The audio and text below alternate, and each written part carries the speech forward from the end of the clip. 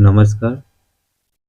आज हम मध्यकालीन भारत का इतिहास बीपीएससी के लिए घटनाचक्र पढ़ाने जा रहे हैं। इसके पहले प्राचीन भारत का इतिहास कंप्लीट हो गया मैराथन। आज मध्यकालीन का भारत का इतिहास जो है, आज हम घटनाचक्र के लिए मैराथन क्लास लेंगे। ठीक है, एक क्लास में ही मध्यकालीन भारत का इतिहास जो है आपका घटनाचक्र समाप्त हो जाएगा। ठीक है, तो पहला क्वेश्चन है दोस्तों, गुलाम वंश का प्रथम शासक कौन था? तो वो थे आपके कुतुबुद्दीन ऐबक। ऑप्शन बी सही है। ठीक है, क्योंकि भारत में गुलाम वंश का प्रथम शासक कुतुबुद्दीन ऐबक 1206 से 10 ईस्वी तक था। वह ऐबक नामक तुर्क जनजाति का था। बचपन में उसे निशानपुर के काजी फखरुद्दीन अब्दुल अजीज कुकी ने एक दास के रूप में खरीदा था। काजी ने उसकी सूचित ढंग से देखभाल की और शिक्षाओं में पूर्ण कराया। ऐबक बचपन से ही अति सुरीले स्वर में कुरान पढ़ता था, जिस कारण वह कुरान का पीठ करने वाला के नाम पर प्रसिद्ध हो गया था। ठीक है, गोरी ने खरीद लिया था। अपनी प्रतिभा, लगन और ईमानदारी के बल पर शीघ्र ही ऐबक ने गोरी का विश्वास प्राप्त कर लिया। गोरी ने उसे अमीर-ए-आखुर के पद पर प्रोन्नत कर दिया और यहीं से उसके जीवन का एक नया अध्याय प्रारंभ हुआ।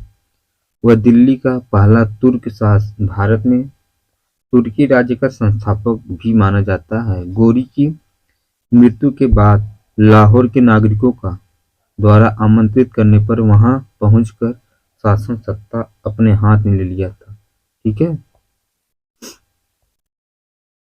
1206 ईस्वी में कराया था और ऐबक ने कभी सुल्तान की उपाधि धारण नहीं की थी। ठीक है, उसने केवल मलिक और सिपहसालार की पदवियों से ही अपने को संतुष्ट रखा।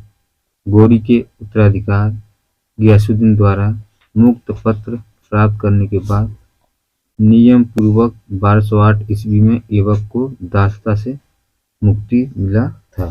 ठीक है, अगला क्वेश्चन है, कुतुबुद्दीन ऐबक की राजधानी कहाँ थी? वो थे आपके लाहौर में। ठीक है, ऑप्शन ए सही है। अढ़ाई दिन का झोपड़ा क्या है? तो यह एक मस्जिद है। ऑप्शन ए सही है। ठीक है, क्योंकि अपनी उदारता के कारण कुतुबुद्दीन ऐबक इतना अधिक दान करता था कि उसे लाख बख्श मतलब लाखों को देने वाला के नाम से पुकारा गया था। फरिश्ता ने लिखा है कि यदि व्यक्ति किसी की दानशीलता की प्रशंसा करते थे तो उसे अपने युग का ऐबक पुकारते थे। इसकी एक उपाधि कुरान ख्वाब भी थी। ऐबक को साहित्य से अनुराग था और स्थापत्य कला में भी रुचि थी। तत्कालीन विद्वान हसन निजामी और फक्र-ए-मुदब्बिर को उसका संरक्षण प्राप्त था। उन्होंने ऐबक को अपने ग्रंथ समर्पित किए थे। हसन निजामी ने ताज-उल-मासीर की रचना की। ऐबक ने दिल्ली को कुब्बत-उल-इस्लाम और अजमेर में 2.5 दिन का झोपड़ा नामक मस्जिदों का निर्माण कराया था। उसने दिल्ली में स्थित कुतुब मीनार का निर्माण कार्य प्रारंभ किया, जिसे इल्तुतमिश ने पूरा करवाया था। ठीक है, अगला क्वेश्चन है, कुतुब मीनार किसके द्वारा पूरा किया गया था? वो थे इल्तुतमिश द्वारा। ऑप्शन ए सही है। ठीक है, भारत में मोहम्मद गोरी ने किसको प्रथम वक्त या प्रदान किया था? तो वो थे आपके कुतुबुद्दीन ऐबक। ऑप्शन बी सही है। गोरी की विजयों के बाद शीघ्र ही उत्तर भारत में अक्ता प्रथा स्थापित हो गई। गोर के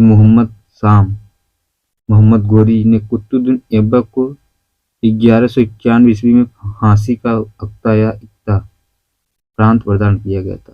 1192 ईस्वी में तराइन के द्वितीय युद्ध में उसने महत्वपूर्ण भूमिका निभाई।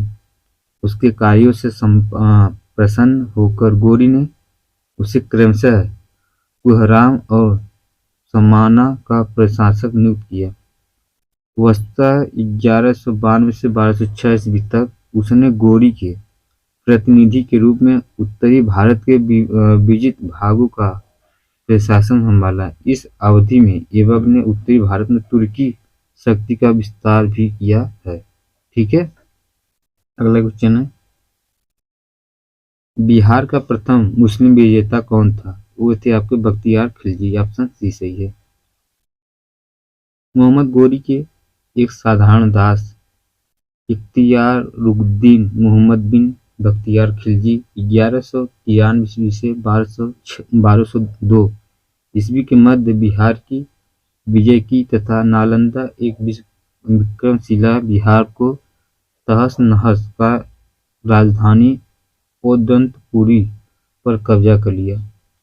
उसने 1202 से 3 ईस्वी के आसपास बंगाल पर आक्रमण किया। उस समय वहां का शासक लक्ष्मण सेन था।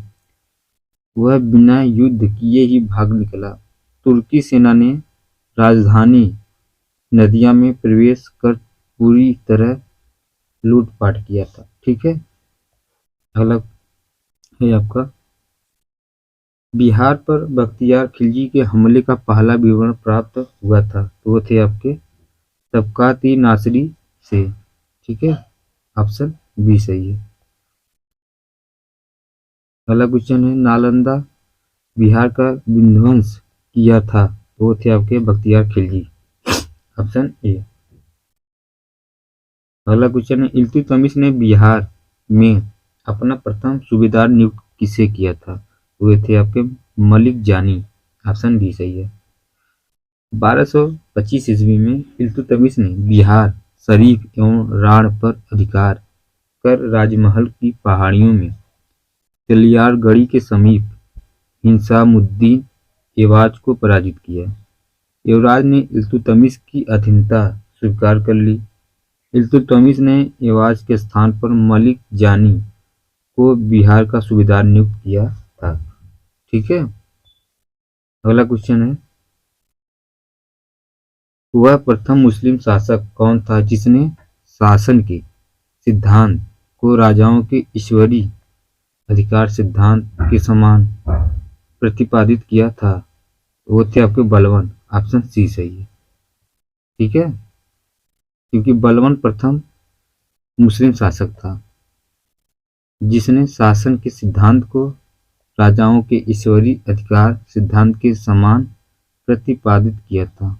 इसके अनुसार सुल्तान पृथ्वी पर ईश्वर का प्रतिनिधि नियामत एक खुदाई है और उसका स्थान पैगंबर के पश्चात राजा जिल्हे अल्लाह या जिल्हे इलाही अर्थात ईश्वर का प्रतिबिंब है।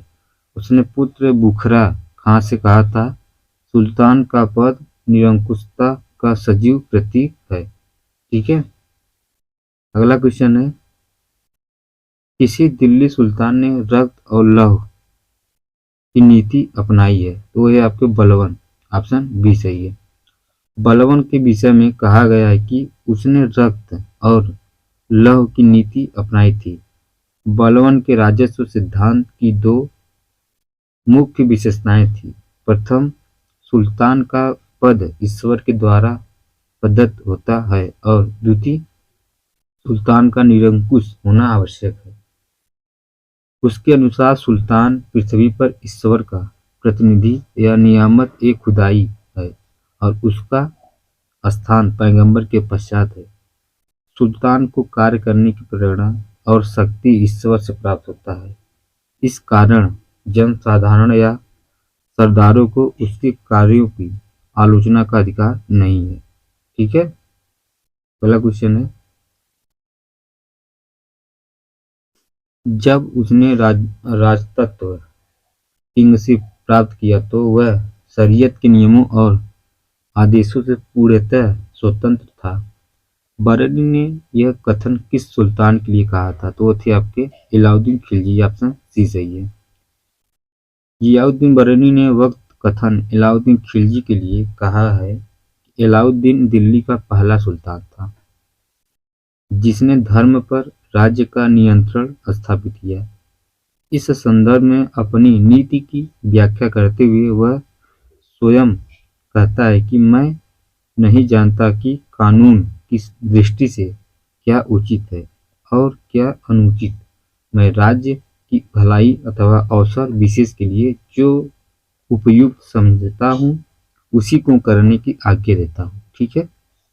अंतिम न्याय के दिन मेरा क्या होगा मैं नहीं जानता। अलाउद्दीन ने राजपथ के विषय में बलवन के विचार को पुनः जीवित किया। वह राजा की सार्वभौमिकता में विश्वास रखता था जो पृथ्वी पर ईश्वर का प्रतिनिधि मात्र है। ठीक है। और उसने अपनी शक्ति की वृद्धि के विषय में खलीफा की अनुमति लेना आवश्यक नहीं समझा। इसलिए उसने खलीफा से अपने पद की मान्यता प्राप्त करने के संबंध में कोई याचना नहीं की। उसने अपने आप को यामीन उस खिलाफत नासिरी अमीर उल मुमामिन बताया। इस प्रकार अलाउद्दीन दिल्ली का पहला सुल्तान था जिसने धर्म को राजनीति में हस्तक्षेप नहीं करने दिया। अलाउद्दीन उलेमा वर्ग के प्रभाव से मुक्त रहा है। ठीक है।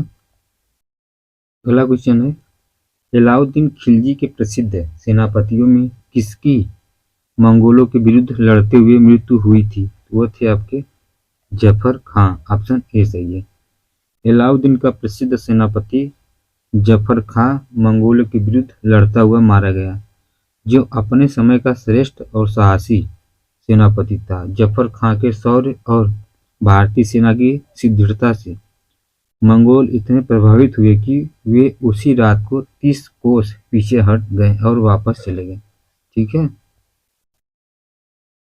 अगला क्वेश्चन है रानी पद्मिनी का नाम अलाउद्दीन की चित्तौड़ विजय से जोड़ा गया जाता है।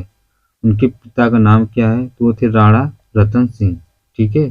ऑप्शन डी सही है। पद्मिनी की कहानी का आधार जो है 1540 ईस्वी में मलिक मोहम्मद जायसी द्वारा लिखित काव्य पुस्तक पद्मावत है। इसके अनुसार पद्मिनी चित्तौड़ के राणा रतन सिंह की अत्यंत सुंदर और विदुषी पत्नी थी। अमीर खुसरो ने सुलेमान और रानी सैयबा के प्रेम प्रसंग का उल्लेख अपने ग्रंथ में किया था और उसने अपने संकेतों में अलाउद्दीन की क्षमता या समता सुलेमान से तथा पद्मिनी की तुलना सैयबा से की थी। संभवतः इसी आधार को मानकर मलिक मोहम्मद जायसी ने पद्मावत की रचना की और राणा रतन सिंह की रानी पद्मिनी की कहानी बनी थी। ठीक है। अगला क्वेश्चन है अलाउद्दीन खिलजी के आक्रमण के समय देवगिरी का शासक कौन था। तो वो थे रामचंद्र देव। ऑप्शन ए सही है। अलाउद्दीन के आक्रमण के समय देवगिरी का शासक रामचंद्र देव था। 1296 ईस्वी में देवगिरी के शासक रामचंद्र देव ने अलाउद्दीन के सफल आक्रमण से बाध्य होकर उसे प्रति वर्ष एलिचपुर की आय भेजने का वादा किया था, परंतु 1305 ईस्वी अथवा 1306 ईस्वी में उसने उस पर को दिल्ली नहीं भेजा, जिस कारण 1307 ईस्वी में अलाउद्दीन ने मलिक काफूर के नेतृत्व में एक सेना देवगिरी पर आक्रमण करने के लिए भेजा। राजा रामचंद्र देव युद्ध में पराजित हुआ और उसने आत्मसमर्पण कर दिया था। ठीक है। अगला क्वेश्चन है किस सुल्तान के काल में खालिसा भूमि अधिक पैमाने में विकसित हुई थी। तो वो थे आपके अलाउद्दीन खिलजी के समय में। किस सुल्तान के काल में खालिसा भूमि अधिक पैमाने पर विकसित हुई थी। तो वो थे आपके अलाउद्दीन खिलजी। ऑप्शन बी सही है। क्योंकि अलाउद्दीन की राजस्व जो है लगान व्यवस्था का मुख्य उद्देश्य एक शक्तिशाली और निरंकुश राज्य की स्थापना करना था। उसने उन सभी व्यक्तियों से भूमि छीन ली थी जिन्हें वह मलिक या मिल्क राज्य द्वारा प्रदत्त संपत्ति, इनाम, इंदरात, पेंशनें तथा वक्फ मतलब धर्मार्थ प्राप्त हुई यदि के रूप में मिली थी। फलतः खालिसा भूमि अधिक पैमाने पर विकसित हुई थी। ठीक है। अगला क्वेश्चन, अलाई दरवाजा का निर्माण किस सुल्तान ने करवाया था? तो ये भी करवाया था अलाउद्दीन खिलजी। बहुत पूछता है क्वेश्चन यूपीएससी भी, ठीक है। अलाउद्दीन दरवाजा का निर्माण जो है सुल्तान अलाउद्दीन खिलजी ने कुतुब मीनार के निकट करवाया। इसका निर्माण लाल पत्थरों तथा संगमरमरों के द्वारा हुआ है। 1311 ईस्वी में बनकर तैयार हुआ। इल्तुतमिश के मकबरे की तरह इसमें एक चौकोर बड़ा कमरा है जिसकी छत पर एक गुंबद है और इसकी चारों दीवारों में एक मेहराबदार प्रवेश द्वार है, ठीक है। अगला क्वेश्चन है, दिल्ली के किस सुल्तान ने सबसे ज्यादा नहरों का निर्माण किया था? फिरोज शाह तुगलक। ऑप्शन ए सही है। फिरोज तुगलक का शासनकाल भारत में नहरों के सबसे बड़े जाल का निर्माण कराने के कारण प्रसिद्ध रहा। सिंचाई की सुविधा के लिए उसने 5 बड़ी नहरों का निर्माण कराया। फिरोज तुगलक उलेमा वर्ग की स्वीकृति के पश्चात हक-ए-शर्फ नामक सिंचाई कर लगाने वाला दिल्ली का प्रथम सुल्तान था। उन किसानों को जो सिंचाई के लिए शाही नहरों का पानी प्रयोग में लाते थे, अपनी पैदावार मतलब 1/10 भाग सरकार को देना पड़ता था, ठीक है। अगला क्वेश्चन है, फिरोज तुगलक द्वारा स्थापित दार उल सफा क्या था? वो थे एक खैराती अस्पताल। ऑप्शन बी सही है। क्या है एक खरपतवार अस्पताल? जो है राज्य के खर्च पर हज की व्यवस्था करने वाला पहला भारतीय शासक फिरोज तुगलक था। उसने दार उल सफा नामक एक खैराती अस्पताल की स्थापना भी की और उसमें कुशल हकीम रखे, ठीक है। अगला क्वेश्चन, निम्नलिखित में से किस सुल्तान ने बेरोजगारों को रोजगार दिलाया था? तो वो थे आपके फिरोज तुगलक। ऑप्शन सी सही है। फिरोज शाह तुगलक ने सामान्य लोगों की भलाई के लिए कुछ उपकरण के कार्य किए। नियुक्ति के लिए एक दफ्तर रोजगार दफ्तर खोलकर तथा उसके प्रत्येक मनुष्य के गुण एवं योग्यता की पूरी जांच पड़ताल के बाद यथासंभव अधिक से अधिक लोगों को नियुक्ति देकर उसने बेकारी की समस्या को हल करने का प्रयास किया था, ठीक है। अगला क्वेश्चन है, निम्नलिखित में से किस सुल्तान के दरबार में सबसे अधिक गुलाम थे? तो वो थे आपके फिरोज तुगलक। ऑप्शन डी सही है, ठीक है। फिरोज को दासों का बहुत शौक था। उसके दासों की संख्या संभवतः 1,80,000 तक पहुंच गई थी। उनकी देखभाल के लिए एक पृथक विभाग दीवान-ए-बंदगान का गठन किया गया था। उन दासों की शिक्षा का पूर्ण ध्यान रखा जाता था। प्रत्येक दास को 10 से 100 टंके के बीच वेतन मिलता था तथा कभी-कभी जागीरें भी मिलती थी। फिरोज का यह शौक राज्य के लिए हानिकारक सिद्ध हुआ था, ठीक है। अगला क्वेश्चन है, निम्नलिखित में से किस सुल्तान ने फलों की गुणवत्ता सुधारने के लिए उपाय किए थे? वो थे आपके फिरोज तुगलक। ऑप्शन बी सही है। फिरोज शाह तुगलक ने बागवानी में अपनी अभिरुचि के कारण दिल्ली के निकट 1200 नए बाग लगवाए तथा अलाउद्दीन के 30 पुराने बागों को फिर से लगवाया, ठीक है। अगला क्वेश्चन, फारसी यात्री अब्दुल रज्जाक भारत में किस राजा के शासनकाल में आया था? तो वो थे आपके देवराय सेकंड। ऑप्शन सी सही है, ठीक है। फारसी राजदूत अब्दुल रज्जाक संगम वंश के सबसे प्रतापी शासक देवराय सेकंड कार्यकाल 1422 से 46 ईस्वी के शासनकाल में विजयनगर आया था। उसने अपनी यात्रा वृत्तांत मतला उस सदाइन व नज्म उल बहरीन में देवराय सेकंड के शासनकाल का वर्णन किया है, ठीक है। अगला क्वेश्चन है, तैमूर के आक्रमण के बाद भारत में किस वंश का राज स्थापित हुआ था? वो थे आपके सैयद वंश। ऑप्शन बी सही है। ठीक है। तैमूर के आक्रमण 1398 ईस्वी में तुगलक शासन को कमजोर कर दिया था। 1412 ईस्वी में नासिरुद्दीन की मृत्यु के साथ ही तुगलक वंश का अंत हो गया। 1413 ईस्वी में सरदारों ने दौलत खां को दिल्ली का सुल्तान चुना, परंतु उस दौलत खां के सूबेदार खिरिज खां ने पराजित कर दिया। वह तैमूर द्वारा नियुक्त लाहौर का सूबेदार था।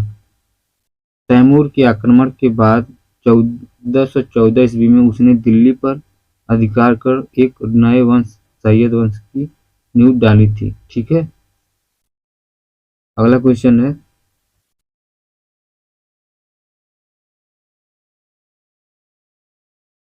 निम्नलिखित में से किस सुल्तान ने एक नगर बसाया जहां अब आगरा है? वो ऑप्शन थे डी, सिकंदर लोदी। ठीक है। 17 जुलाई 1489 ईस्वी को निजाम खान सुल्तान सिकंदर शाह के नाम से सिंहासन पर बैठा। वह लोदी वंश का महानतम शासक था। 1504 ईस्वी में सिकंदर लोदी ने राजस्थान के शासकों पर नियंत्रण के उद्देश्य से यमुना नदी के किनारे आगरा नामक नवीन नगर बसाया और इसे अपनी राजधानी बनाया। उसने कृषि और व्यापार की उन्नति के लिए प्रयत्न किया। नाप का पैमाना गज ए सिकंदरी उसी के समय में आरंभ किया गया था। उसने निर्धनों के लिए मुफ्त भोजन की व्यवस्था की। उसके समय में योग्य व्यक्तियों की एक सूची बनाकर प्रत्येक 6 माह पश्चात उसके सामने प्रस्तुत की जाती थी। वह शिक्षित और विद्वान था। उसके स्वयं के आदेश से एक आयुर्वेदिक ग्रंथ का फारसी में अनुवाद किया गया था। ठीक है। फरहंगे सिकंदरी रखा गया। उसने समय समय में गायन विद्या का एक श्रेष्ठ ग्रंथ लज्जत ए सिकंदर शाही की रचना हुई। सिकंदर लोदी शहनाई सुनने का बहुत शौकीन था। वह गुलरुखी उपनाम से कविताएं लिखता था। ठीक है। अगला क्वेश्चन है, विजयनगर साम्राज्य के संस्थापक कौन थे? तो वो थे आपके हरिहर बुक्का। ऑप्शन सी सही है, क्योंकि विजयनगर साम्राज्य की स्थापना जो है मोहम्मद बिन तुगलक के शासनकाल में वर्ष 1336 ईस्वी में हरिहर एवं बुक्का नामक 2 भाइयों के द्वारा किया गया था। इस राज्य की राजधानी हम्पी थी, जो कि तुंगभद्रा नदी के किनारे स्थित है। ठीक है। अगला क्वेश्चन है, विजयनगर के उस शासक की पहचान कीजिए जिसने बहमनियों से गोवा छीना था। तो वो थे हरिहर सेकंड। ठीक है। 1377 ईस्वी में बुक्का की मृत्यु के बाद उसका पुत्र हरिहर द्वितीय 1377 से 1407 ईस्वी सिंहासन पर बैठा। उसने महाधिराज की उपाधि ग्रहण की। उसने कनारा, मैसूर, तिरुचिरापल्ली, कांची आदि प्रदेशों को जीता और श्रीलंका के राजा से राजस्व वसूल किया। बहमनी राज्य से भी उसका संघर्ष हुआ। 1377 ईस्वी में सुल्तान मुजाहिद ने उसके राज्य पर आक्रमण किया, किंतु सफल नहीं हुआ। हरिहर सेकंड की सबसे बड़ी सफलता पश्चिमी बहमनी राज्य से बेलगाम और गोवा छीनना था। वह शिव विरूपाक्ष का उपासक था। ठीक है।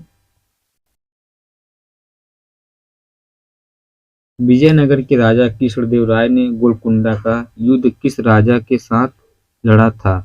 वो थे कुली कुतुब शाह। ऑप्शन ए सही है। विजयनगर के राजा कृष्णदेव राय ने गोलकुंडा का युद्ध गोलकुंडा के सुल्तान कुली कुतुब शाह के साथ लड़ा था। गोलकुंडा में कुतुबशाही वंश की स्थापना कुली कुतुब शाह ने की थी।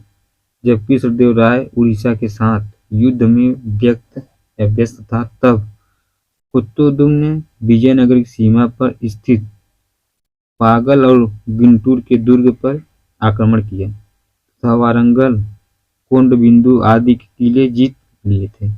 इसके पश्चात उसने विजयनगर पर आक्रमण करने का प्रयास किया था। कृष्णदेव राय कुतुब शाह के बीच संघर्ष हुआ। कुतुब शाही सेना पराजित हुए थे। ठीक है, अगला क्वेश्चन है, विजयनगर साम्राज्य के वित्तीय व्यवस्था की मुख्य विशेषता क्या थी? वो थे आपके भू राजस्व। ऑप्शन बी सही है। विजयनगर राज्य को विभिन्न स्रोतों से आय प्राप्त होती थी, यथा भू राजस्व, संपत्ति कर, व्यापारिक कर या व्यावसायिक कर, उद्योगों पर लगाए जाने वाले कर, सामाजिक सामुदायिक पर तथा अपराधों के लिए आरोपित अर्थदंड भूमि का भली भांति सर्वेक्षण किया जाता था। उपज का 1/6 भाग भूमि कर के रूप में वसूल किया जाता था। शिष्ट मतलब भूमि कर नामक कर राज्य की आय का प्रमुख स्रोत था। केंद्रीय राजस्व विभाग को अठावने अस्थवन या अथवन कहा जाता था। ठीक है, अगला क्वेश्चन है, विजयनगर साम्राज्य का अवशेष कहाँ मिलता है? तो है आपका हम्पी में। ठीक है,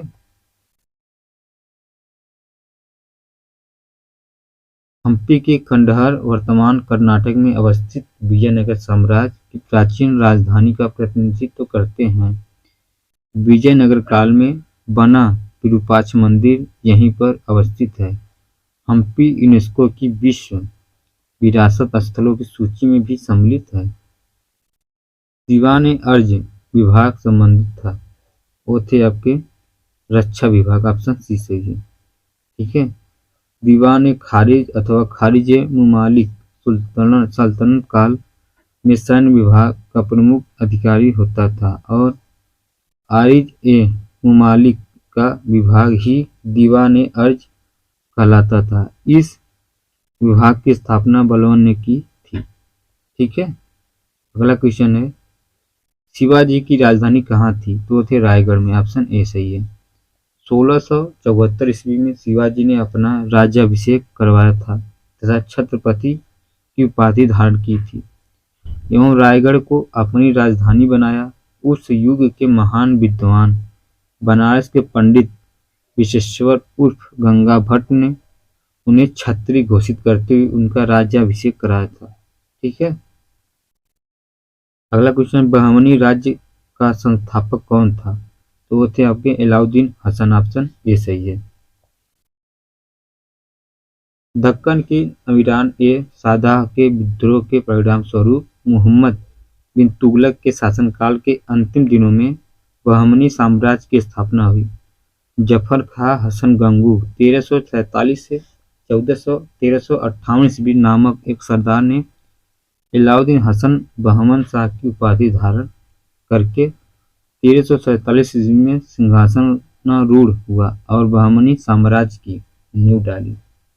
उसने गुलबर्गा को अपने नव स्थापित साम्राज्य की राजधानी बनाया था उसका हसनाबाद रखा। अपने साम्राज्य के शासन के लिए उसने इसे 4 तरफों अथवा प्रांतों में विभाजित किया। गुलबर्गा, दौलताबाद, बरार और बीदर प्रत्येक प्रांत एक शासक के अधीन था। गुलबर्गा का प्रांत सबसे महत्वपूर्ण था, इसमें बीजापुर भी सम्मिलित था। दक्षिण के हिंदू शासकों को उसने अपने अधीन किया तथा अपने अनुयायियों को पद और जागीर प्रदान करने की नई प्रथा प्रारंभ की। उसने हिंदुओं से जाजिया न लेने का आदेश दिया था। ठीक है, अगला क्वेश्चन है, सरजामी प्रथा किससे संबंधित थी? तो वो थे आपको मराठा भू राजस्व प्रथा। मराठा काल में सरजामी प्रथा भू राजस्व प्रशासन से संबंधित थी। इस काल में मराठा जागीरदारों को सरंजामी भूमि उनके निर्वहन के लिए प्रदान की जाती थी। ठीक है, अगला क्वेश्चन है, निम्नलिखित में से कौन भूमि उत्पाद पर लगने वाले कर को इंगित करता है? तो उसमें से है आपका खराज, उसके बाद आपका उस्र, उसके बाद है आपका मुक्तई। खुम्स नहीं है। ठीक है, खराज, उस्र और मुक्तई भूमि उत्पाद पर लगने वाले कर को इंगित करता है, जबकि खुम्स जो है एक भूमि उत्पाद पर लगने वाला कर नहीं है। अपितु खुम्स लूट का धन था। खुम्स युद्ध में शत्रु राज्य की जनता से लूट में प्राप्त होता था। इस लूट का 4/5 भाग सैनिकों में बांट दिया जाता था और शेष 1/5 भाग राजकोषीय में जमा होता था। किंतु अलाउद्दीन खिलजी और मोहम्मद तुगलक ने 4/5 राजकोषीय में ही दिया और शेष 1/5 जो है सैनिकों में बांट दिया था। सिकंदर लोदी ने गड़े हुए खजाने से कोई हिस्सा नहीं लिया था। ठीक है, अगला क्वेश्चन है, किसी सुल्तान ने जमीन में फसल की नपाई का आधा राजस्व के रूप में दावा किया था। वो थे आपके अलाउद्दीन खिलजी। ऑप्शन सी सही है। ठीक है, अलाउद्दीन खिलजी दिल्ली सल्तनत का पहला सुल्तान था जिसने भू-राजस्व नीति में कुछ परिवर्तन किए थे। उसने उपज का 50% भू-राजस्व के रूप में निश्चित किया, जिसे अनाज के रूप में लेने के लिए जोर दिया गया। इससे पूर्व बलबन और इल्तुतमिश ने भू-राजस्व उपज की 1/3 दर से अधिक नहीं लिया था। मोहम्मद बिन तुगलक के काल में भूमि कर की दर अलाउद्दीन की भांति 50% ही थी, लेकिन जहां अलाउद्दीन ने राजस्व निर्धारण भूमि पैमाइश के आधार पर किया था, वहीं मोहम्मद बिन तुगलक ने बिना पैमाइश के अनुमान के आधार पर राजस्व निर्धारित किया था। यद्यपि इस प्रश्न में विकल्प सी सही है। ठीक है, अगला क्वेश्चन है,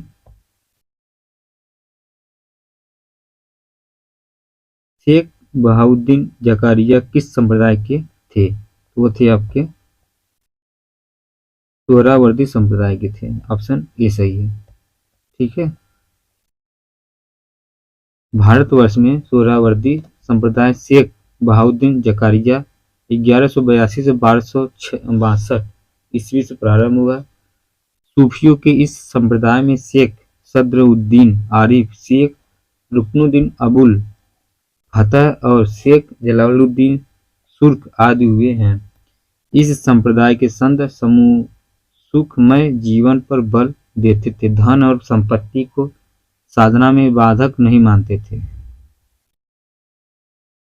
इन शासकों में से किसने अपनी सैन्य टुकड़ियों को 200, 250 और 50 की इकाइयों में विभाजित किया था? तो वो थे आपके इनमें से कोई ना एक से अधिक। तो इस्लाम शाह शेर शाह का पुत्र था। इस्लाम शाह ने पूरे उत्तर भारत में लगभग 8 वर्षों तक शासन किया और उसकी मृत्यु 1553 ईस्वी में हुई थी। इस्लाम शाह ने ही अपनी सैन्य टुकड़ियों को 50, 200, 250 और 500 इकाइयों में विभाजित किया था। ठीक है, और संभवतः शेरशाह के समय में भी सैन्य विभाजन की ये प्रणाली प्रचलित थी। बिहार लोक सेवा आयोग ने इस प्रश्न को उत्तर माना है। ठीक है, अगला क्वेश्चन है,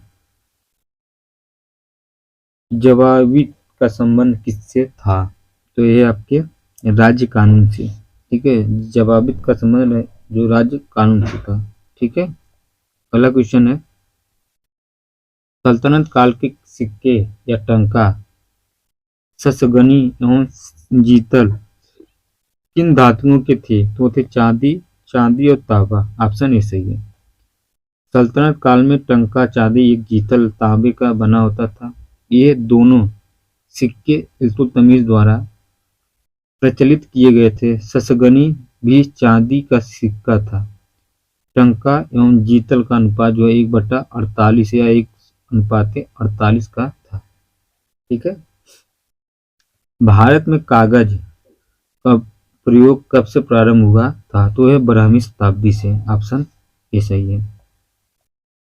विश्व में सर्वप्रथम कागज का आविष्कार चीन में हुआ था। भारत में कागज का प्रयोग 12वीं शताब्दी में प्रारंभ हुआ। आशुतोष संग्रहालय कलकत्ता में 1105 ईस्वी का पेपर संरक्षित किया गया है जिसका शीर्षक पंचरक्षा है। यह भारत में कागज का सबसे प्राचीन प्रमाण है। तबकात-ए-नासरी का लेखक कौन था? तो थे आपके मिन्हाज उस सिराज। ऑप्शन सी सही है। तबकात-ए-नासरी मिन्हाज उस सिराज का ग्रंथ है जो सुल्तान नसरुद्दीन को समर्पित किया गया है। यह ग्रंथ 23 अध्यायों में है। राबर्टी ने इसका अंग्रेजी में अनुवाद किया। इस पुस्तक में मुहम्मद गोरी की भारत विजय का प्रत्यक्ष वर्णन मिलता है। मिन्हाज प्रथम इतिहासकार है जिसने यह कहा था कि कुतुबुद्दीन ऐबक ने अपने नाम की मुद्राएं प्रसारित की है और खुतबा पढ़वाया है। ठीक है, अगला क्वेश्चन है, सभी भक्ति संतों के मध्य एक समान विशेषता थी। तो थे आपके अपनी वाणी को उसी भाषा में लिखा जिसे अनेक भक्त समझते थे। भक्ति आंदोलन के संतों का आचार बहुत ऊंचा था। उसमें से बहुतों ने देश का भ्रमण किया और वे कई प्रकार के लोगों से मिले जिनका विचार भिन्न थे। उन संतों ने साधारण लोगों की भाषाओं को उन्नत करने में अपना योगदान दिया था। उन्होंने हिंदी, पंजाबी, बांग्ला, तेलुगु, कन्नड़, तमिल इत्यादि भाषाओं की उन्नति में बहुत योगदान दिया। भक्ति आंदोलन वे संत अपने उपदेश क्षेत्रीय भाषाओं में करते थे ताकि वहां के लोग उनके उपदेश आसानी से सुन और समझ सकें। इस कारण क्षेत्रीय भाषाओं का विकास हुआ था।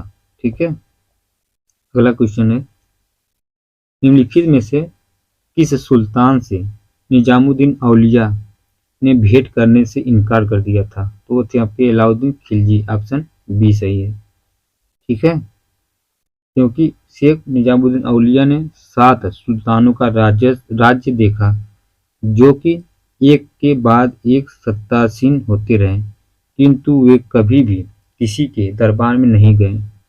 सुल्तान अलाउद्दीन ने शेख से मिलने का बहुत प्रयास किया। यहाँ तक उसने शेख के प्रिय शिष्य अमीर खुसरो के माध्यम से भी प्रयत्न किया, किंतु जब शेख को ज्ञात हुआ कि सुल्तान आने वाला है तो वे अजोधन चले गए। इस प्रकार औलिया ने तो सुल्तान से मिले और न ही इनकार किया है। ठीक है, अगला क्वेश्चन है, दूसरी तरफ जब अलाउद्दीन ने उसने मिलने की आज्ञा मांगी तो शेख ने उत्तर दिया कि मेरे मकान के 2 दरवाजे हैं। ठीक है, मेरे मकान के 2 दरवाजे, यदि सुल्तान एक के द्वारा आएगा तो मैं दूसरे के द्वारा बाहर चला जाऊंगा। ठीक है, उन्होंने अलाउद्दीन से मिलने से इनकार कर दिया था। वे महबूब ए इलाही के नाम से भी प्रसिद्ध था। ठीक है, अगला क्वेश्चन, 12 मासा की रचना किसने की थी? तो वो थे मलिक मोहम्मद जायसी। ऑप्शन सी सही है। 12 मासा की रचना मलिक मोहम्मद जायसी ने की थी। जायसी की पद्मावत, अखरावट तथा आखिरी कलाम में से पद्मावत का हिंदी साहित्य में महत्वपूर्ण योगदान था। ठीक है, अगला क्वेश्चन है, पानीपत के युद्ध में बाबर की जीत का मुख्य कारण क्या था? वो थे आपकी उसकी सैन्य कुशलता। ऑप्शन बी सही है। पानीपत की पहली लड़ाई 21 अप्रैल और 1526 ईस्वी को बाबर एवं इब्राहिम लोदी के बीच हुई, जिसमें अपनी सैन्य कुशलता के बल पर बाबर ने विजय प्राप्त की थी। बाबर की सैन्य संख्या लोदी सेना से कम भी थी, फिर भी उसकी कुशल सैन्य नीति के चलते विजयश्री ने उसका वर्णन किया। इब्राहिम लोदी स्वयं एक अनुभव शून्य व्यक्ति था। बाबर लिखता है कि वह अनुभवहीन व्यक्ति था जो अपनी गतिविधियों में बड़ी असावधानी रखता था। वह बिना किसी व्यवस्था के आगे बढ़ता था, रुकता था तथा बिना किसी दूरदर्शी के संघर्ष में लीन हो जाता था। ठीक है, अगला क्वेश्चन है, तुजुक-ए-बाबरी किस भाषा में लिखा गया था? तो वो थे आपके तुर्की भाषा में। ठीक है, मुगल साम्राज्य की आधारशिला रखने वाले जहीरुद्दीन मोहम्मद बाबर ने अपने जीवन संबंधी घटनाओं को एक ग्रंथ में स्वयं ही लिखा। तुजुक-ए-बाबरी कहते हैं, यह किताब तुर्की भाषा में लिखी गई है, किंतु तुर्की मुगल दरबार की राजभाषा नहीं थी, अपितु यह सम्मान फारसी को प्राप्त था। ठीक है, अगला क्वेश्चन है, हुमायूं ने चुनार दुर्ग पर प्रथम बार आक्रमण कब किया था? तो किए थे आपके 1532 ईस्वी में। ठीक है, ऑप्शन ए सही है। हुमायूं ने चुनार दुर्ग पर प्रथम बार आक्रमण 1532 ईस्वी में किया। इस किले को उसने 4 महीने तक घेरे रखा, जिसके बाद शेर खान ने हुमायूं की अधीनता स्वीकार कर ली। इसके अतिरिक्त 1531 ईस्वी में उसने कालिंजर पर आक्रमण किया और 1532 ईस्वी में रायसीन के महत्वपूर्ण किले को जीत लिया। निम्नलिखित में से किसने अपने बादशाह पति के लिए मकबरे का निर्माण करवाया था? तो हाजी बेगम ने। ऑप्शन बी सही है। हाजी बेगम ने अपने पति हुमायूं के मकबरे का निर्माण दिल्ली दीन पनाह में 1564 ईस्वी में करवाया था। इस मकबरे का नक्शा मीरक मिर्जा गियास या ईरानी वास्तुकार ने तैयार किया था। श्वेत संगमरमर से बना यह भारत का प्रथम गुंबद वाला मकबरा है। इस मकबरे के परितः एक बाग की रचना हुई थी। ठीक है। अगला क्वेश्चन है, हुमायूंनामा की रचना किसने की थी? तो वो थे आपके गुलबदन बेगम। ऑप्शन सी सही है। बाबर की शहजादी गुलबदन बेगम ने हुमायूंनामा की रचना की थी, जो फारसी भाषा में है। बादशाह अकबर ने अकबरनामा के प्रणयन के लिए सामग्री एकत्र करने के उद्देश्य से यह आदेश दिया था कि बाबर तथा हुमायूं के राज्यकाल के विषय में जिसे कुछ भी स्मरण हो वह उसे लेखबद्ध करके उसकी सेवा में प्रस्तुत करे। अंततः अनेक लोगों ने इतिहास लिखना प्रारंभ किया। गुलबदन बेगम के हुमायूंनामा की रचना भी इसी आदेशानुसार हुई है। ठीक है। अगला क्वेश्चन है, हुमायूं द्वारा लड़े गए 4 प्रमुख युद्धों का तिथि अनुसार सही क्रम अंकित करें। युद्ध स्थलों का नाम नीचे अंकित है। वो थे आपके डी ऑप्शन, देवरा, चौसा, कन्नौज, सरहिंद। ठीक है। हुमायूं द्वारा लड़े गए 4 प्रमुख युद्धों का क्रम इस प्रकार है: देवरा, चौसा, कन्नौज एवं सरहिंद। 1531 ईस्वी में उसने गोमती के तट पर स्थित दौरा मतलब देवरा नामक स्थान पर अफगान विद्रोह को परास्त किया था। 26 जून 1539 ईस्वी को चौसा के युद्ध में हुमायूं को शेरशाह से पराजित होना पड़ा। इसी युद्ध में निजाम नामक भिश्ती ने हुमायूं की जान बचाई थी। हुमायूं के विरुद्ध चौसा की इस विजय से शेर खां मतलब शेरशाह की शक्ति एवं प्रतिष्ठा दोनों में वृद्धि हुई। उसने शेरशाह की पदवी धारण कर अपने नाम का खुतबा पढ़वाया तथा सिक्के पर भी अंकित करवाया। ठीक है। 17 मई 1540 को कन्नौज या बिलग्राम के युद्ध में हुमायूं को शेरशाह से पराजित होना पड़ा। विवश होकर एक निर्वासित की भांति इधर उधर भटकना पड़ा। 22 जून 1555 ईस्वी को सरहिंद युद्ध की विजय में हुमायूं को एक बार पुनः उसका खोया राज्य वापस दिला दिया था। ठीक है। अगला क्वेश्चन है, निम्नलिखित में से किस सुल्तान ने पहले हजरते आला की उपाधि अपनाई और बाद में सुल्तान की? तो वो थे आपके शेरशाह सूरी। ऑप्शन सी सही है। 1529 ईस्वी में बंगाल के शासक नुसरत शाह को पराजित करके शेर खां शेरशाह सूरी ने हजरते आला की उपाधि धारण की। 1539 ईस्वी में चौसा का युद्ध में हुमायूं को पराजित करके उसने शेरशाह की उपाधि धारण की थी तथा अपने नाम का खुतबा पढ़वाया और सिक्का चलवाया था। ठीक है। अगला क्वेश्चन है, शेरशाह का मकबरा जो है कहाँ स्थित है? तो है सासाराम। ठीक है। सासाराम कहाँ? शेरशाह का जो मकबरा बिहार के रोहतास जिले में सासाराम नामक स्थान पर एक तालाब के बीच ऊंचे चबूतरे पर बना है। कालिंजर युद्ध 1545 के दौरान घायल हो जाने से शेरशाह की मृत्यु हुई थी। ठीक है। अगला क्वेश्चन है, हल्दी घाटी के युद्ध में महाराणा प्रताप की सेनापति कौन थे? तो थे हकीम खान। ऑप्शन सी सही है। हल्दी घाटी का युद्ध 1576 ईस्वी में महाराणा प्रताप और मुगल सेनापति मानसिंह एवं खासब खां के मध्य लड़ा गया। राजपूत योद्धाओं के अलावा राणा की सेना के अग्रभाग का नेतृत्व अफगानों की एक टुकड़ी के साथ हकीम खां सूर कर रहा था। राणा की सेना में भीलों की भी एक छोटी सी टुकड़ी शामिल थी। यह राणा की मुगलों के साथ आमने सामने की आखिरी मुठभेड़ थी। आगे उसने छापा मार युद्ध का सहारा लिया था। ठीक है, अगला क्वेश्चन है,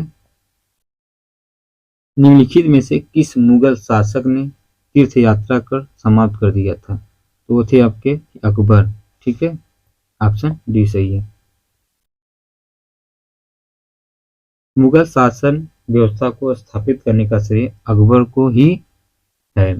उसकी केंद्रीय प्रशासन या शासन व्यवस्था तथा बादशाह के पद और अधिकारों एवं कर्तव्यों की व्याख्या, उसका प्रांतीय शासन, उसकी लगान व्यवस्था, उसकी मुद्रा व्यवस्था, उसकी मनसबदारी व्यवस्था आदि सभी को उसके समय में सफलता प्राप्त हुई और उसके उत्तराधिकारियों के लिए आधार स्वरूप बनी। अकबर प्रथम मुस्लिम शासक था जिसने हिंदू और मुसलमानों को निकट लाने का प्रयास किया। अपनी उदार धार्मिक नीति अंतर्गत उसने 1562 ईस्वी में दास प्रथा मतलब 1563 ईस्वी में तीर्थ यात्रा कर तथा 1564 ईस्वी में जजिया कर को समाप्त कर दिया। अपने सामाजिक सुधार के अंतर्गत उसने बाल विवाह एवं सती प्रथा को रोकने का प्रयत्न किया। अंततः अकबर की लोकप्रियता के कारणों में उपरोक्त चारों बिंदुओं को सम्मिलित किया जाता है। ठीक है, अगला क्वेश्चन है, अकबर ने बंगाल तथा बिहार को मुगल साम्राज्य में मिलाया था। तो वो थे आपके 1576 ईस्वी में। ऑप्शन सी सही है। 1572 ईस्वी में सुलेमान करारानी की मृत्यु के बाद उसका पुत्र दाऊद खां गद्दी पर बैठा। दाऊद खां ने अपने स्वतंत्र घोषित कर पटना के मुगल किले पर आक्रमण किया। अकबर ने मुनीम खां को दाऊद पर आक्रमण करने तथा बिहार को जीतने का आदेश दिया।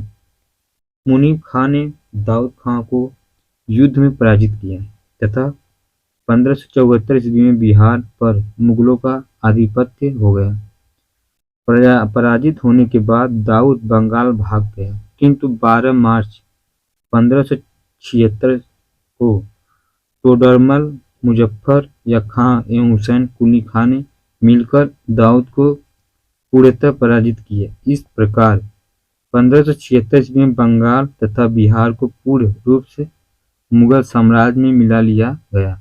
ठीक है, अगला क्वेश्चन है,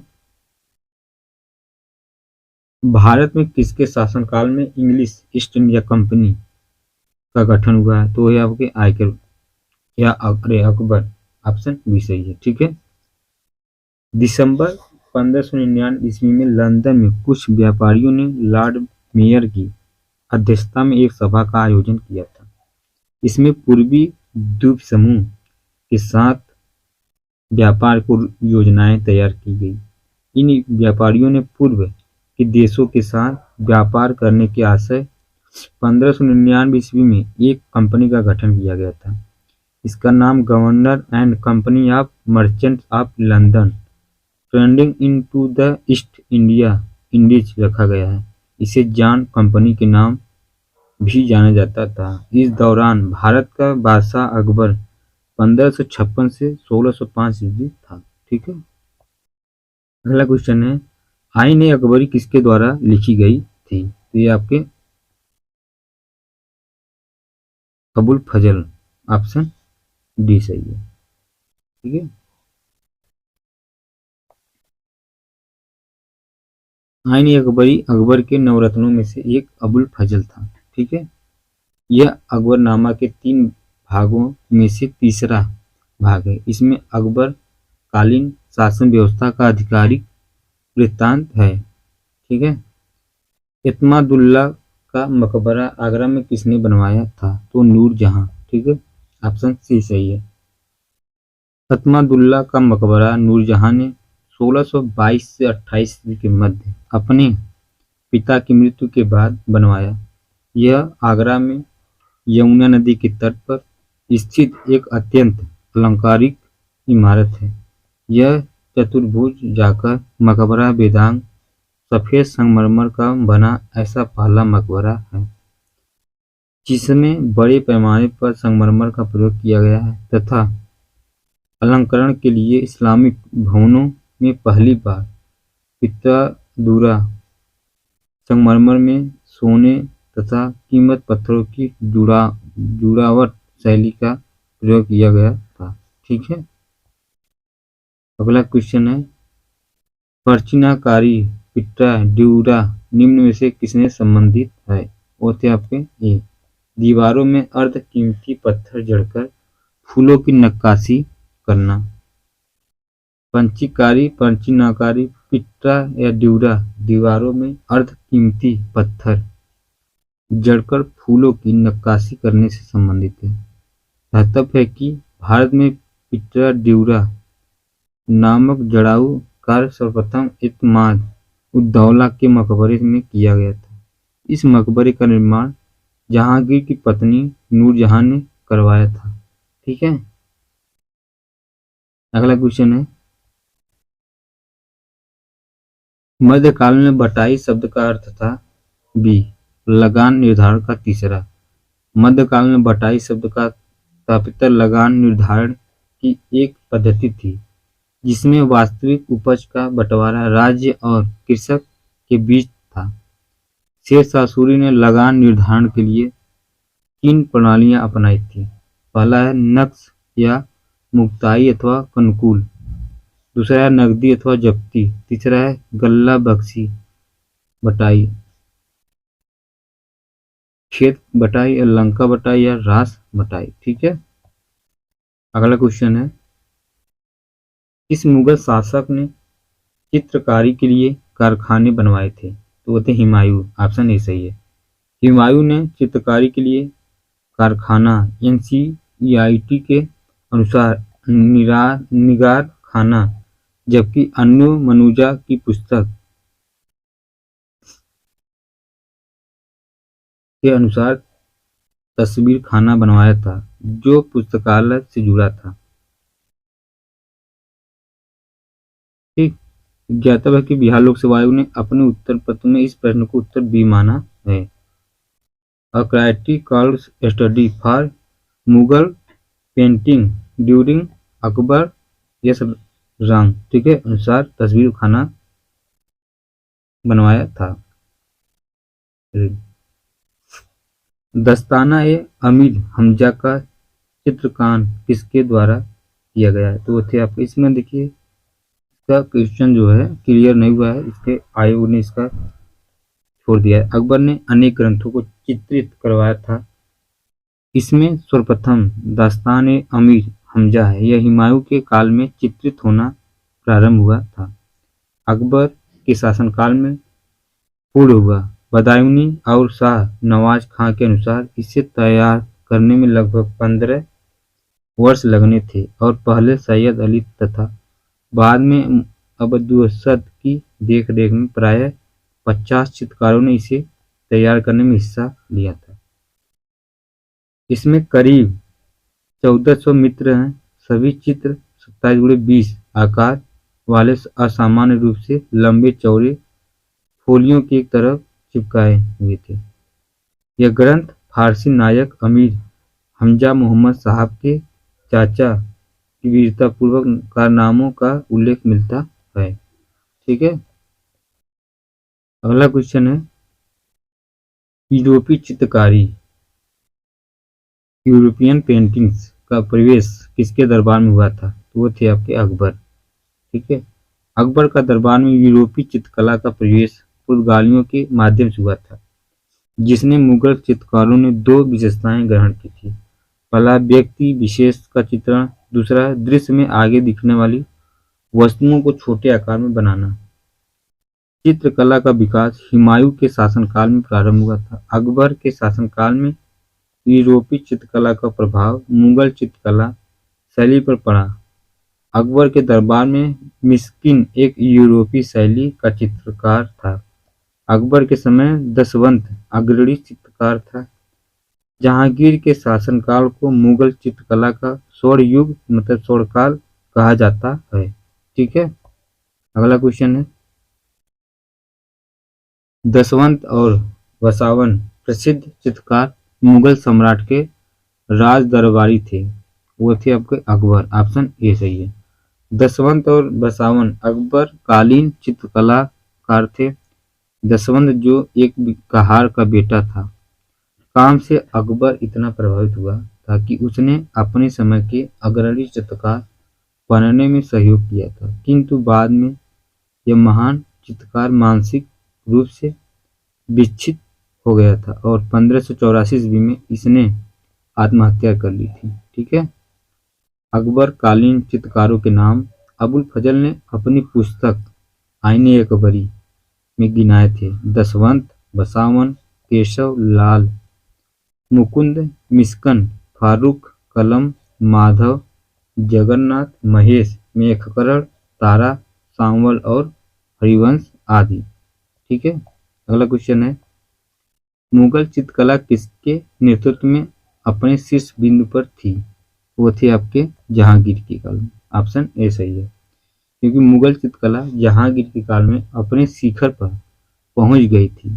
जहांगीर चित्रकला का बड़ा कुशल पारखी था।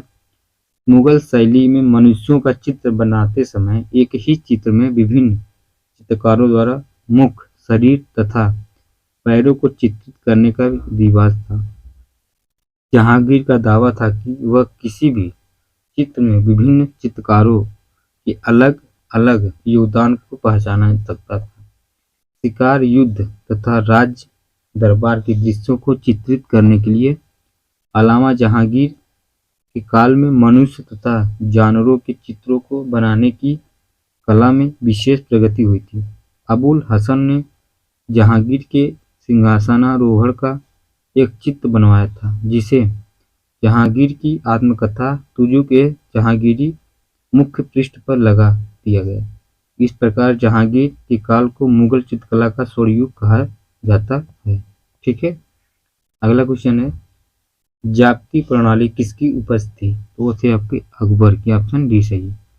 अकबर ने शासनकाल में भू राजस्व वसूली के लिए जाप्ती प्रणाली का प्रचलन हुआ था, जो भूमि सर्वेक्षण, भू राजस्व निर्धारण के लिए दस्तूर, रूल अमल तथा जाप्ती खसरे की तैयारी पर आधारित थी। साम्राज्य के अधिकतर भूभाग में यही प्रणाली प्रचलित थी। ठीक है, अगला क्वेश्चन है, यह कथन किसका है कि अकबर के शासनकाल में इलाहाबाद में 40 स्तंभयुक्त मंजिल के निर्माण में 5,000 से 20,000 लोगों ने 40 साल तक काम किया था। तो वो थे आपके विलियम फिंच। ऑप्शन सी सही है। ठीक है, विलियम फिंच के अनुसार इलाहाबाद स्थित पैलेस ऑफ 40 पिलियंस के निर्माण में 40 वर्ष लगे। इसके निर्माण हेतु 5,000 से 20,000 लोगों ने काम किया था। कश्मीर का अकबर नाम से प्रसिद्ध सुल्तान कौन था, तो वो थे आपके सुल्तान जैनुल आबिदीन। Option D. ठीक है, अकबर के समान धर्म सहिष्णु एवं सामाजिक कार्यों के लिए सुल्तान जैनुल आबिदीन को कश्मीर का अकबर कहा जाता है। उसने संस्कृत के अनेक महत्वपूर्ण ग्रंथों का अनुवाद कराया था तथा श्री भट्ट और मंसूर बिन अहमद जैसे वैद्यों को संरक्षण प्रदान किया था। ठीक है, अगला क्वेश्चन है, दो अस्पा एवं सिंह अस्पा प्रथा किसने शुरू की थी, तो वो थी आपकी जहांगीर। दो अस्पा एक सिंह अस्पा का प्रथा जो है जहांगीर ने चलाई थी। इसके अंतर्गत बिना जात पद पढ़ाई ही मनसबदारों को अधिक सेना रखना पड़ता था। दो अस्पा मतलब इसमें मनसबदारों को अपने सवार पद पर 2 गुने घोड़े रखने होते थे। सिंह अस्पा मतलब इसमें मनसबदारों को अपने सवार पद के 3 गुने घोड़े रखने होते थे। ठीक है, अगला क्वेश्चन है, ईरान के शाह और मुगल शासकों के बीच झगड़े की जड़ क्या थी, तो वो थे आपके कंधार। कंधार राज्य ईरान के शाह और मुगलों के बीच संघर्ष की जड़ थी, क्योंकि कंधार को अपने हाथों में रखना मुगल शासक था तथा ईरान के शाह के लिए प्रतिष्ठा का विषय बन गया था। दोनों शासकों की साम्राज्यवादी योजनाओं को कार्यान्वित किया जाना बहुत कुछ कंधार को अपने हाथों में रखने पर ही निर्भर करता था। ठीक है। दिल्ली के लाल किले का निर्माण किसने करवाया था? ठीक है, तो वो थे आपके शाहजहां। ऑप्शन डी सही है। अकबर के फतेहपुर सीकरी की भांति शाहजहां ने दिल्ली में अपने नाम पर शाहजहानाबाद नामक एक नगर की स्थापना करवाया। फिर 1638 ईस्वी में की तथा वहां अनेक सुंदर और वैभवपूर्ण भवनों का निर्माण कर उसे सुसज्जित करने का प्रयास किया। शाहजहानाबाद के भवनों में लाल किला सबसे प्रमुख है। चतुर्भुजाकार यह किला लाल बलुआ पत्थर से निर्मित होने के कारण लाल किला के नाम से प्रसिद्ध है। ये देखिए पूछता है कि मतलब जो लाल किला है किस पत्थर से बना, लाल बलुआ पत्थर से बना है। ठीक है। इसके निर्माण जो है या इसका निर्माण 1648 ईस्वी में पूर्ण हुआ था। इस किले के पश्चिमी द्वार का नाम जो है लाहौरी दरवाजा एवं दक्षिणी द्वार का नाम दिल्ली दरवाजा है। इस सुंदरता तथा शोभा में अनोखा है तथा संभवतः विश्व में अतुल्य है। ठीक है। अगला क्वेश्चन है, निम्नलिखित में से किस इतिहासकार ने शाहजहां के शासनकाल को मुगल काल का स्वर्ण युग कहा है? तो थे आपके एल श्रीवास्तव। ऑप्शन सी सही है। डॉक्टर एल श्रीवास्तव ने अपनी पुस्तक मुगलकालीन भारत में लिखा है कि शाहजहां का शासनकाल भारत मध्ययुगीन इतिहास में स्वर्ण युग के नाम से प्रसिद्ध है। यह केवल कला में भी वास्तुकला की दृष्टि से ही सत्य माना जा सकता है। जे.एन. सरकार और बी.एन. स्मिथ शाहजहां के काल को स्वर्ण काल मानने के पक्ष में नहीं है। एस.आर. शर्मा ने शाहजहां के काल को स्पष्ट रूप से मुगल काल का स्वर्ण काल माना जाता है। ठीक है। अगला क्वेश्चन है, औरंगजेब द्वारा चलाए जिहाद का अर्थ क्या है? तो थे दारुल इस्लाम। ऑप्शन बी सही है। औरंगजेब सर्वोपरि एक उत्साही सुन्नी मुसलमान था। उसकी धार्मिक नीति सांसारिक लाभ के किसी विचार से प्रभावित नहीं थी। उदार धारा के विरुद्ध सुन्नी कट्टरता के समर्थक के रूप में राज सिंहासन प्राप्त करने वाले की हैसियत से अपने कुरान के कानून को कठोरता से लागू करने का प्रयत्न किया। इस कानून के अनुसार प्रत्येक धार्मिक मुसलमान को अल्लाह की राह में मेहनत करनी चाहिए, या दूसरे शब्दों में तब तक गैर मुसलमानी देशों दारुल हर्ब के विरुद्ध धर्म युद्ध मतलब जिहाद करना चाहिए, जबकि वे इस्लाम के राज्य दारुल इस्लाम के रूप में परिवर्तन नहीं हो जाते थे। ठीक है। अगला क्वेश्चन है, पटना के किस सिख गुरु का जन्म हुआ था? तो वो थे आपको गोविंद सिंह का।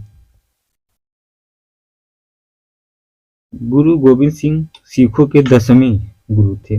उनका जन्म 1666 ईस्वी में पटना बिहार में हुआ था, जबकि मृत्यु 7 अक्टूबर 1708 को नांदेड़ महाराष्ट्र में हुआ था। मुगल प्रशासन में मुहतासिब था, सेना अधिकारी, विदेश विभाग का मुख्य या लोक आचरण अधिकारी। तो इसमें जो ऑप्शन है वो सी है, लोक आचरण अधिकारी। मुगल प्रशासन में मुहतसिब जन आचरण के निरीक्षण विभाग का प्रधान था। उसका कार्य प्रजा को आचरण को उच्च बनाए रखना था।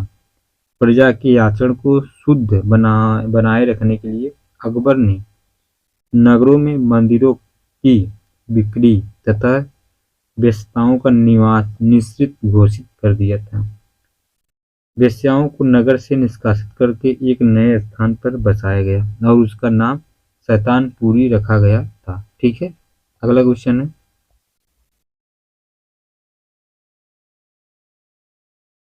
मुगल प्रशासन में मदद ए मांस इंगित करता है। तो ये आपके विद्वान। ऑप्शन बी सही है। विद्वानों की दी जाने वाली राजस्व मुक्त अनुदत्त भूमि है। मुगल प्रशासन ने विद्वानों एक धार्मिक लोगों की दी जाने वाली राजस्व मुक्त अनुदान भूमि को मदद ए मानसा कहा जाता था। इसी सयुरगाल भी कहा जाता था। दान दी जाने वाली समस्त भूमि का निरीक्षण सद्र करता था तथा सद्र का यही भी दायित्व था कि इन अनुदानों का दुरुपयोग न होने पाए। यह भूमि स्थानांतरित नहीं होती है और अनुदान ग्राही के पास वंशानुगत रूप से रहती थी। ठीक है, अगला क्वेश्चन है, मयूर सिंहासन पर बैठने वाला अंतिम मुगल सम्राट कौन था? तो थे मोहम्मद शाह। शाहजहां द्वारा बनाए गए प्रसिद्ध मयूर सिंहासन पर बैठने वाला अंतिम मुगल शासक मोहम्मद शाह था, क्योंकि इसके काल में नादिर शाह ने 1739 ईस्वी में भारत पर आक्रमण किया और करनाल युद्ध में मुगल सेना को पराजित किया था। समकालीन लेखक आनंद राम मुखलिस के अनुसार नादिर शाह अपने साथ 60,000 रुपए, कई हजार अशरफियों, 1 करोड़ रुपए का सोना, 50 करोड़ के जवाहरात, कोहिनूर तथा तख्ते ताउस मयूर सिंहासन भी ईरान से लाया गया था। ठीक है, लास्ट क्वेश्चन है मध्यकालीन भारत के इतिहास में। तो इसमें निम्नलिखित में से किस मुगल बादशाह को वजीर या गाजीउद्दीन ने दिल्ली में दाखिल नहीं होने दिया था? तो वो थे शाह आलम द्वितीय। शाह आलम द्वितीय का कार्यकाल जो है 1759 से 1806 ईस्वी तक था। उसका वास्तविक नाम जो अली गौहर था। अपने पिता आलमगीर द्वितीय की मृत्यु के समय वह बिहार में था। यद्यपि उसे मुगल बादशाह घोषित कर दिया, किंतु मुगल दरबार की गुटबाजी के चलते वह बिहार में रहा और दिल्ली का सिंहासन 1760 ईस्वी से 1761 ईस्वी तक खाली पड़ा रहा। 1772 ईस्वी में मराठों की सहायता से ही वह दिल्ली पहुंच सका। शाह आलम द्वितीय के समय में ही दिल्ली पर अंग्रेजों का अधिकार 1803 ईस्वी में हो गया था। ठीक है, तो दोस्तों आज हम बीपीएससी का मध्यकाल घटना चक्र पढ़ा दिए हैं। अब अगले वीडियो में आधुनिक भारत का मैराथन क्लास लेके आएंगे। ठीक है, तो ये वीडियो आपको अच्छा लगे तो लाइक और सब्सक्राइब जरूर करना, और कुछ भी आपका सुझाव हो तो कमेंट में आप शेयर कर सकते हैं, उसका समाधान किया जाएगा। ठीक है, धन्यवाद।